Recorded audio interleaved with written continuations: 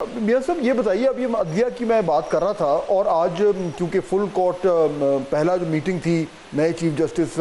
جناب جسٹس یحییٰ آفریدی صاحب کی زیر صدارت،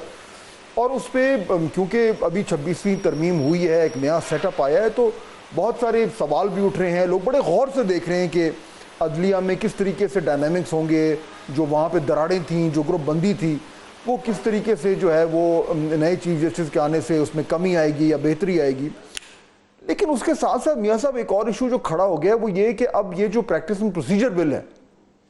اب پہلے گورنمنٹ نے اس کو بنایا، اس کو پاس کیا، پھر جب اپنے مطلب کی اس میں جج صاحبان جو ہے وہ نہیں آ پا رہے تھے، اس کو چینج کیا، پھر پچھلے چیف جسٹس نے منیب اختر صاحب کو اس میں سے باہر کیا۔ اب اگر دو سینئر ترین جج چیف جسٹس کے علاوہ اگر پھر سے منصور علی شاہ اور جسٹس منیب اختر بنتے ہیں، تو پھر گورنمنٹ چینج کرنے جا رہی ہے تاکہ یہ دو لوگ جو ہیں یہ ڈومینیٹ نہ کریں۔ نہیں فہد حسین، اگر آپ خواہشات پہ مبنی فیصلے چاہیں گے، جب بھی چاہیں گے، کوئی بھی چاہے گا، تو اس کے اثرات نہ ریاست پہ، نہ ادارے پہ، نہ قوم پہ اچھے نہیں آتے۔ اب جہاں تک تعلق ہے کوئی یہ تبدیلیوں کا، تو بدقسمتی ہے کہ یہ جو ہے کہ میرا جج کون اور دوسرے کا کون جج، اس سے باہر خدا کے لیے آنا چاہیے۔ اور میں سمجھتا ہوں کہ اگر آپ 26ویں آئینی ترمیم کے حوالے سے یہ سوال اٹھا رہے ہیں کہ حکومت وقت کی خواہش یہ تھی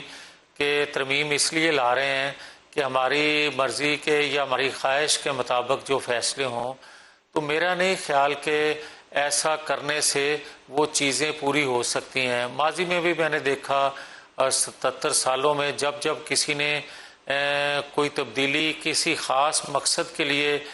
کی، تو وہ اثرات وقتی طور پہ شاید اس کے لیے بہتر آ گئے ہوں، مگر دورس نتائج کبھی اچھے نہیں آتے۔ اچھا، یہی تو آج بھی میں یہ بات کروں گا، یہ جو نتائج کی آپ بات کریں نا میاں صاحب، میں یہیں سے قطع کلامی معاف، دیکھیے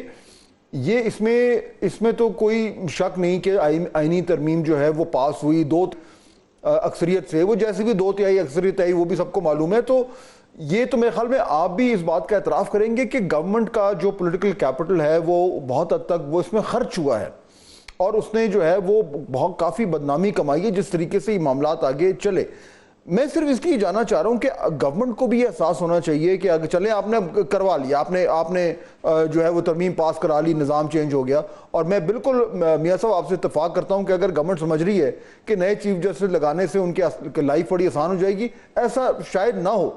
لیکن اس کے بعد اب یہ کہنا کہ جی ہم مزید ترمیم کرنے جا رہے ہیں، میاں صاحب گورنمنٹ کے اندر کوئی یہ سوچ نہیں رہا کہ یہ کہاں تک اس طرح کے معاملات کرتے جائیں گے اور اس سے نظام کو کتنا نقصان پہنچ رہا ہے؟ گورنمنٹ کی اپنی جو ریپوٹیشن ہے، اپنی جو سٹینڈنگ ہے، اس کو بھی نقصان پہنچ رہا ہے، یہ احساس ہے؟ فہد حسین، بات یہ بھائی یہ ہے کہ جہاں تک نظام کا تعلق ہے، تو نظام سے زیادہ مجھے آج یہ ہے کہ ریاست کو کتنا نقصان پہنچ رہا ہے۔ کبھی یہ وقت تھا کہ آپ جو سٹیپ لیتے تھے اس سے نظام کو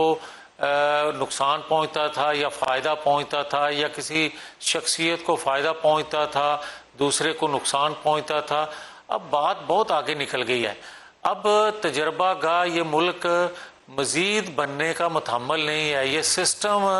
جو ہے وہ نئے تجربات کا متحمل نہیں ہے۔ میں یہ کہنا چاہتا ہوں کہ اگر اداروں میں بیٹھے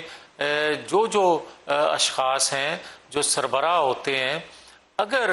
آئین قانون کے مطابق فیصلہ دینا شروع کر دیں، تو وقتی طور پہ شاید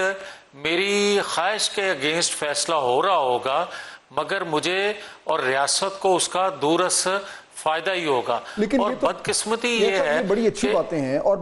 آپ بالکل صحیح بات کر رہے ہیں، ایک سیکنڈ، لیکن آپ کی باتوں میں گورنمنٹ کے ایکشن میں جو ہے وہ آپس میں وہ مل نہیں پا رہے۔ ایشو صرف یہ ہے، بات آپ ٹھیک کر رہے ہیں۔ نہیں، میں یہ بات جو کر رہا ہوں فہد حسین اس لیے کر رہا ہوں کہ یار جب ہم آج کی بات کرتے ہیں نا، تو آپ کو یاد ہوگا اسی آئینی ترمیم ہونے سے پہلے یہ کہا جاتا تھا کہ اس مسودے کو ہم مانتے ہیں اس مسودے پہ تمام پولیٹیکل فورسز کہتی تھی ہم ماننے کے لیے تیار ہیں، مگر ہم ماننے کے لیے تیار نہیں ہیں کہ جسٹس قاضی فائز عیسیٰ صاحب دوبارہ آئیں۔ آپ کو یاد ہوگا جو آج اپوز کرتے ہیں وہ سب سے زیادہ یہ اونچی آواز میں بات کرتے تھے۔ پھر آپ نے دیکھا کہ مولانا فضل الرحمان صاحب کا جو مسودہ ہے وہی جو ہے اس نے رول کیا، وہی مکمل وہ ہو گیا، وہ ہو گیا، وہ جس طریقے سے وہ آئینی ترمیم پاس ہو گئی۔ میں آپ کے سامنے جو ایک نقطہ رکھ رہا ہوں میاں صاحب وہ یہ ہے کہ دیکھیں اب پہلا فل کورٹ میٹنگ تھی، اب آنے والے چند دنوں میں اور ہفتوں میں بڑی میجر ڈیولپمنٹس ہوتی ہیں، اور تمام جو نظریں ہیں وہ جڑی بھی ہیں کہ اس نئے نظام میں چیف جسٹس صاحب کس طریقے سے اس کو لے کے چلتے ہیں اور گورنمنٹ کا کیا رول ہوگا۔ ابھی جوڈیشل کمیشن بننا ہے، اس کمیشن میں کے اوپر بھی بہت سارے سوال ہیں، ادھر سے پھر آئینی بینچ بننے ہیں، ان بینچز پہ بھی سوال ہوگا کہ کیا یہ حکومت کو فائدہ دینے کے لیے تو اس طرح کی بینچ سازی نہیں ہو رہی۔ میں یہ کہنا چاہ رہا ہوں میاں صاحب کہ یہ جو تمام مراحل ہیں اس میں اب اگر آپ جو پروسیجر والا جو ایکٹ ہے اس میں بھی تبدیل کریں گے تو ایک سٹیج پر میاں صاحب یہ کہا جائے گا کہ گورنمنٹ جو ہے وہ اپنے پیر پہ کلہاڑی مار رہی ہے۔ یہ سینس گورنمنٹ میں آ رہا ہے کہ آپ اتنا آگے نہ جائیں کہ لوگ جو ہے وہ مکمل طور پر کہیں کہ جی آپ نے اس تمام کام صرف اپنے فائدے کے لیے کیا ہے، عدلیہ کے لیے، نظام کے لیے نہیں کیا۔ فہد، میرا سوال آپ سے یہی ہے کہ کتنا آگے جائیں؟ مجھے سوال یہ ہے، مجھے کوئی وکالت نہیں کرنا حکومت وقت کی یا مجھے کسی اور کا ترجمان نہیں بننا۔ میں پاکستانی قوم کا، میں خود بھی ایک پاکستانی ہوں، ایک سیاسی ورکر ہوں، میں آئین قانون کی بالادستی کے لیے ایک جدوجہد کرنے والا بندہ ہوں۔ میں یہ آپ سے سوال کر رہا ہوں کہ مجھے یہ بتا دیں یار، جب ہم یہ بات کر رہے ہیں جو ابھی آپ نے کی، میں دہراتا نہیں ہوں اس کو، مگر مجھے دوسرا یہ کہنے کی اجازت تو ضرور دیں کہ کیا آئین قانون کی بالادستی صرف ایک فریق کا کام ہوتا ہے یا تمام فریقین جو ہیں اس پہ عمل کریں تو بات آگے چلتی ہے؟ مجھے یہ بتائیں کہ آج معیشت ہو، دیگر ایشوز ہوں، اس کو ڈریس کرنا یا بہتر اشاریے ملنا یا دنیا میں کوئی بہتری کی ایک امید پیدا ہونا پاکستان کے حوالے سے،